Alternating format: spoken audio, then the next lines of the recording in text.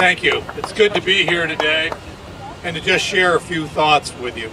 You know, I served as chairman of the Intelligence Committee, or the lead Republican on the committee, for over 6.5 years, from 2004 until 2011, a time when this country faced tremendous threats.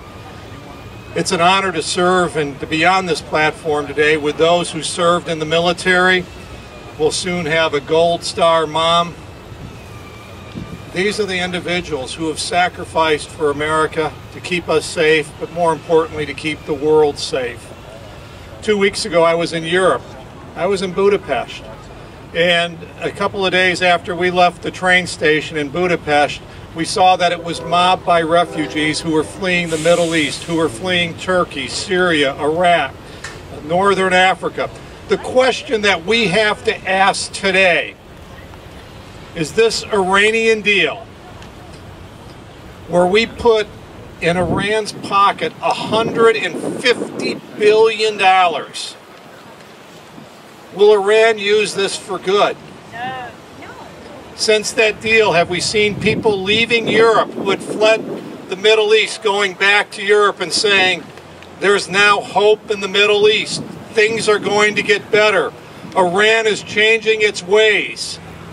Its leadership has recognized that supporting terrorism is not the way to go, undermining regimes throughout the Middle East. Now what we've seen is an increase, because the people in the Middle East realized that empowering the Quds force, empowering Iran, funneling them with $150 billion is only going to make things worse.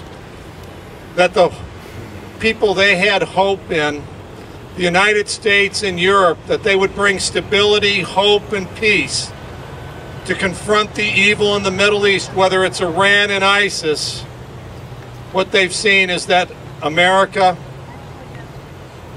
and Europe have turned their backs to evil, whether it's in the face of ISIS or whether it's in the face of Iran. And they know that with America and Europe gone, there's not much of a future in the Middle East. By saying Iran, we've got, trying to pitch it as saying, we've got a deal to stop you from a nuclear weapon. We all know there's so many holes in that deal that they'll be well on their way to a nuclear weapon.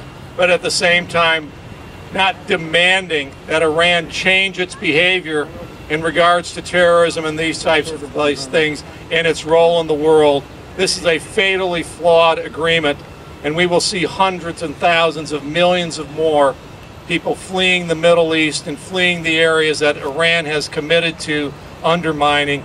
And you have to remember, the one nation state that is at the top of their list to undermine is the United States of America.